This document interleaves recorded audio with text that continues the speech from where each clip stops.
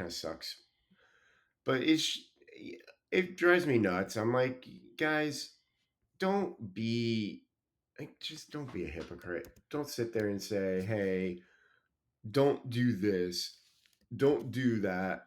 I'm going to be doing this, and then continue doing what you've always been doing. Yep. Like, Yeah, I think that's a great place to start. Like, just don't be a hypocrite. mm-hmm, mm-hmm. Which is, I assume, why we chose this one book. Right? To get hooked on Hooked. hypocrisy. Hypocrisy. Aren't we Do all hooked what on hypocrisy? do what Facebook does. Oh, What does face? that's a Oh, song, isn't it? Do like they do on the Discovery Channel. yes. So like, No. do like they do on Facebook. Yeah, Hey baby, that's a good you one. and me ain't nothing but mammals. Mammals. Mhm. Are we mammals? Yes, we are. Mm, you're a mammal. I'm a small god. Oh, wow. That's I am. Drop the wow. mic. Well, we were recording that, so we now have that recorded. Oh, come Proof. on. Proof when they can use against me later. See. And then when the lightning comes through the 6 inches of concrete and ceiling tiles, people say that was Hey, random. hey, you're the one who's in Eastern Europe where a war is going on. So I know, right? When a nuke hits us, I'll say, "Oh, that was so random." I read a really good book recently, although it was also annoying. There's this author. His name's Blake Crouch, and he wrote a book series called Wayward Pines. It's a trilogy. Um, it was so good that they adapted it into a TV show. First season of the TV show, amazing. Second season didn't really last. I couldn't get into it, so whatever. But the first season was great. And he wrote a book called Recursion. The premise is that people are getting these false memories. They go like they're going throughout their day, and then all of a sudden they have a completely different set of memories in their head, and Hmm. they have no idea. And it's leading some people to suicide. And Oh, this detective starts trying to figure it out, and then he finds out that there's a scientist who may know way more about it than anybody else, and and he's letting him out. Oh, okay. he has to track down the scientist. Anyway, you find out about halfway or maybe one third of the way through what's going on and why the false memories are there. I don't want to give it away because when I got to that part, I was just like, whoa, that's awesome. That's an awesome concept. But what I will say is he did a sequence, a scene where a nuclear attack happened, and just talking about the fallout from it and what was going on to the people and all of the damage and injuries that were caused because of it. Hmm. So it was kind of it was interesting.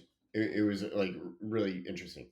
My one criticism of him is he just goes on and on and No. on at Oh times. no. And I'm like, dude, you need to cut this short. You are like just dragging this scene out. It's one of the he's one of those people where um he has had some good success and has made his publisher a lot of money. So his Uh-huh. publisher isn't as, or his editor doesn't edit as much as they should. Huh. So like a book was 400 pages or maybe 300 pages probably could have been cut down to 200 Yep. and I gotten through stuff a lot faster. Yeah, so good question. And that kind of makes me think, right? Because if he's actually popular, right, Hmm. this in itself carries credence, right? So, Yep. you know, obviously he himself can probably get away with a bit more Yep. just because of that. So people will listen to quite a bit more crap than they would otherwise, or Well, let me give endure you more. a really good example. There is an author who is very popular right now, Okay. among specifically among women. Oh. Her she used to write Sailor Moon fan fiction in her youth. Of course she did. Mhm. Excuse me. So she has, just to give you an idea, she has sold over 12 million copies of her books, and her works have been translated into 37 languages. Okay, Who that's is pretty she? impressive. I'll get to that in a second. Tabitha. No, not her, although she's extremely popular too. She has written two really amazingly famous, or three actually, amazingly famous series. You've got like they're just phenomenally famous. All right. Uh, Okay. First one is called Throne of Glass, and well, let me step back a second. What she really writes is what's called romantic fantasy or romantasy. Oh. That tends to be her genre, Okay. because like yeah, it's just, yeah. Um, her main characters are female, and they end up having some form of romance going on with characters. So there you go. Oh, all right. I get it. Yep.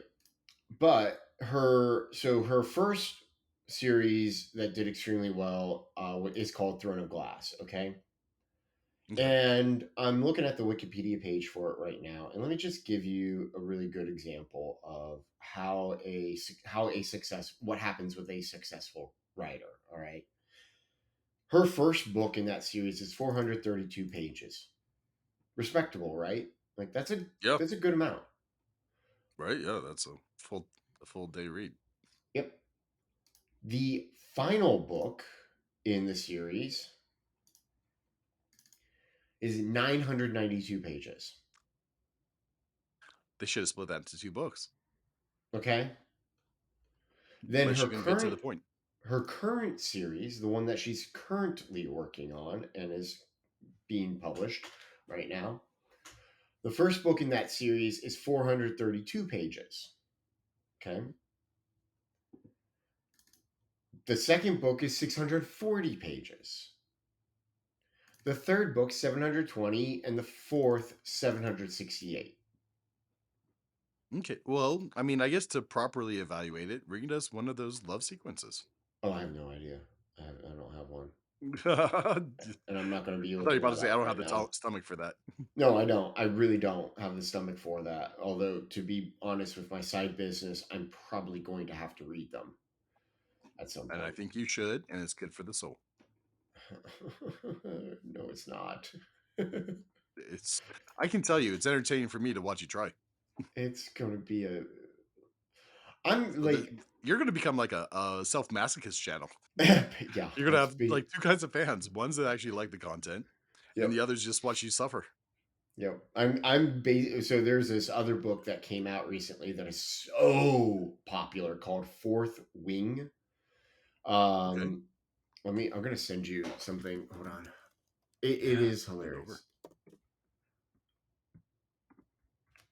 Okay, there you go. When you get a chance, or when we get done and you get a moment, you should watch that video. It is so funny. I'm going to. His reaction completely turned me off to the entire book. And like Oh no. so many people love it. So many people love it. And I'm just like, yeah, that's not my thing. I am never going to read that. Not even for my business. I know it's popular. I know a lot of people love it, but it ain't Hmm. happening. I'm sorry. I It am is gonna not read it. happening. Oh no. Okay, be brave. If anybody can do it, I think you could. Don't I might end up reading one of my Sarah J. Maas is the author. I might be end up reading at least reading the first book in her new series just to get certain people. Yeah, no, free your mind. It's going to be beautiful. No, it's not. No, you're not. All right. So you want to get diving in and looking Let's at dive the in. so I will. So, ladies and gentlemen, welcome, welcome, welcome. We just got done with our talks and stuff in the pre-show. So, if you want to actually like get into some of that stuff and hear about it, yeah, go for it. Yeah. So, what is the book we are reading? Why don't you tell us?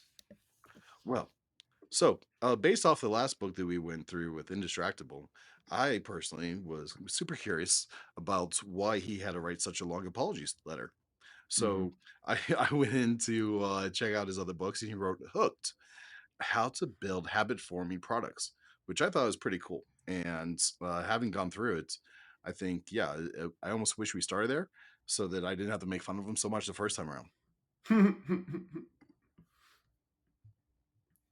How's It's that funny. for us having a chance to interview him one day?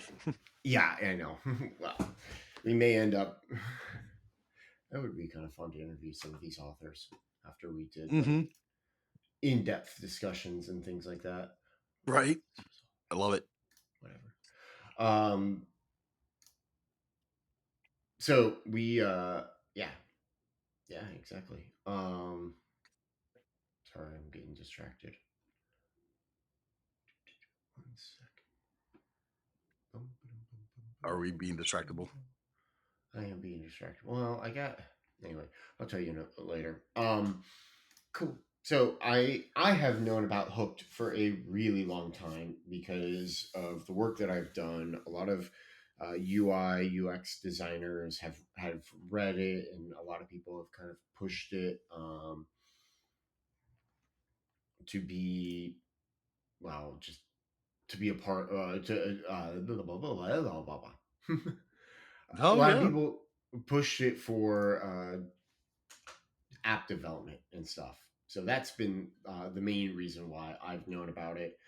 Essentially, what he does in Hooked, just to give everyone a bit of a summary before we dive into it and talking about it, is go through how it is that the apps that we use hook us and get us coming back over and over and over again.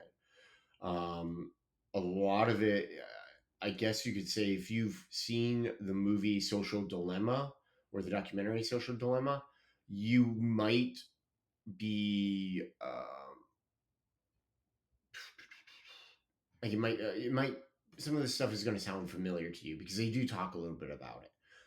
The social dilemma is a little more um, doomsdayer or doomsayer than um, Hooked is, Sure. because what he wants with Hooked is to try and get people or help people to build apps that are actually helpful for to people. So like you want to help people lose weight. Here's how you create an app that's going to get them to go and lose weight, essentially. Yep. Okay. Oh gosh. I'm probably have to go and get that one myself later. Get what later? This other book you referenced. No, it's a movie on Netflix. Oh, is it a movie? Hmm. I got to watch Netflix. It's a documentary called The Social Dilemma. Okay. It's Not based off a interesting. real book. Get straight to it. It's an interesting thing, one to watch if you haven't seen it yet. It's talks a lot about things with Facebook and Instagram, and then also with TikTok and stuff like that. Which actually Okay. makes me kind of sad because Hooked came out before TikTok, and he doesn't talk about short form video in Hooked at all, Uh huh. and why that is, why short form video has become so powerful for people. Mm-hmm. So, Okay. The Social Dilemma.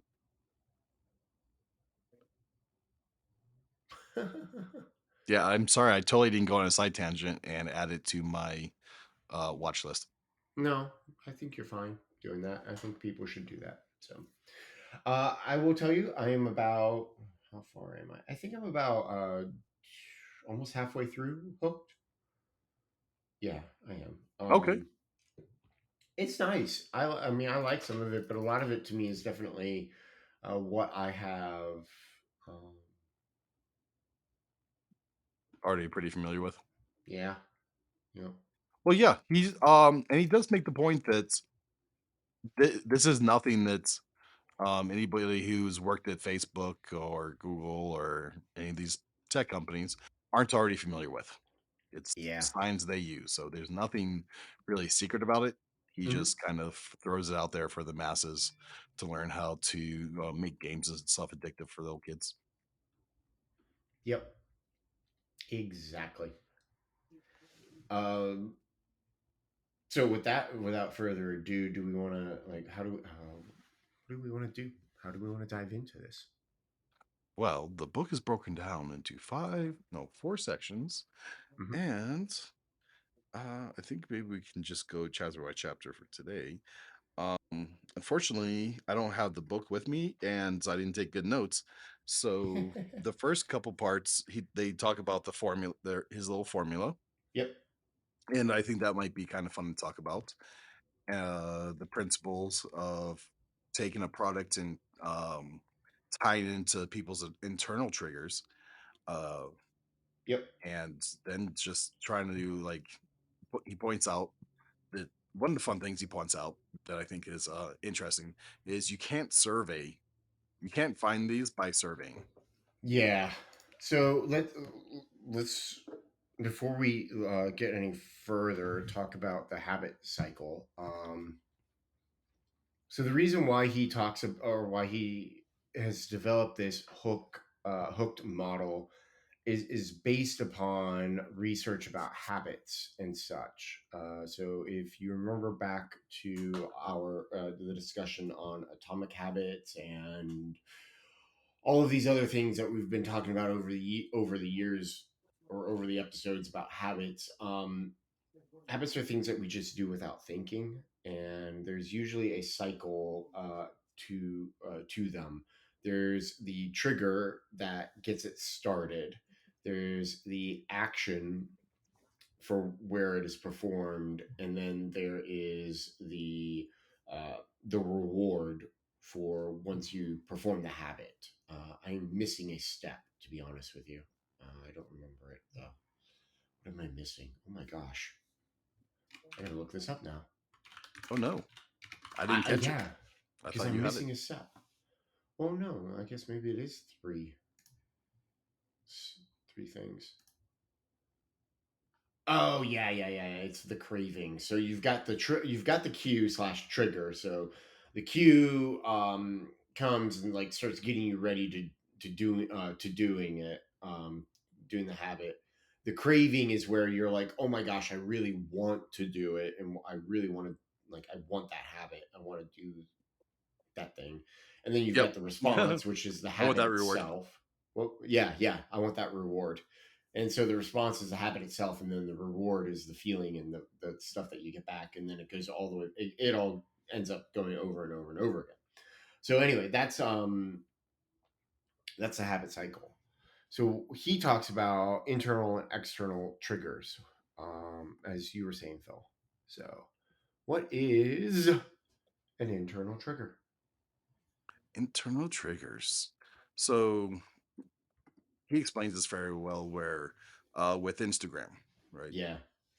I think that's probably a great example to reference so that I don't have to recreate the wheel. But essentially you have this you have this need, and this need is to probably be relevant or popular or something, right? And there's so that's the kind of external trigger, but the internal trigger is trying to tie into the recognition of an event that's worthy of showing off, picking whatever that is, Okay. and tying the system into that. So Hmm. explain that better for me because I'm not really good at explaining that. Um, so part of the reason why like Facebook and Instagram became super popular and super powerful was the need for connectedness and the need like human needs for like being not so he talks about three different at one point he talks about three different things that we each need and a lot of it is that we perform these in order to not be to not have something. So hold on, let me see if I can double check myself on this. um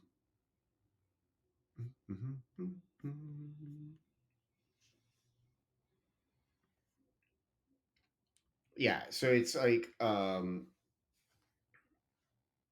he talks about like these core motivators for people, and a lot of them tend to be like you seek pleasure and avoid pain, but like we sit and we often think, okay, well, humans are pleasure seeking animals and creatures and stuff, and while that's true that there is that, but really what we are is we are we what's stronger for us, what's a stronger motivator is the pain avoidance.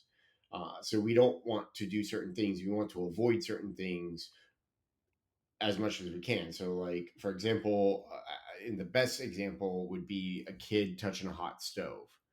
Um, you, as the parent, may be sitting there telling the kid, "Don't touch that; it's hot. Don't touch that; it's hot." But the best teacher for the kid is touching that thing just once. So it Um, takes Yeah, exactly. That's all it takes because then they learn the fear of that and the pain that comes as a part of it, and they're like, okay, I do not want to be. I don't want that to happen to me again. So I'm mental going to note, not avoid doing that. that again. Yep. The other thing that he talks about when it comes to like motivations and internal triggers and stuff is like we seek hope and avoid fear. Um, that one's a little harder to come up with a good example on, I would say, because Seek hope and avoid fear. Yeah. yeah. Yeah, because it's if you make the reward too consistent, then it loses its appeal. Hmm. But when there's that disconnection in there, continuity, continuation, Discontinuity. oh, good job. And that word. And Hmm. that helps motivate that helps increase motivation or need. Yep. Another example or another thought on that or example of that would be like we tend to we often sit there and we're like, oh, we really want to see some good news. We want good news to come out, but we kind of screw that up all the time. Instead, we end up watching nothing but the bad news because we like bad news is what sells and such. And a lot of that is because we're like when we watch the bad news, I guess you could say, oh, it's all about our fears. It plays to our fears, and so we want to know what's going on so that we can avoid certain things. Maybe that's an example of it. I don't know. I think I think that one's kind of hard for me. It's a hard one. Yeah, some of these are hard to express because when it's not in your mindset to think this way, it's challenging to wrap your head around it. Yep.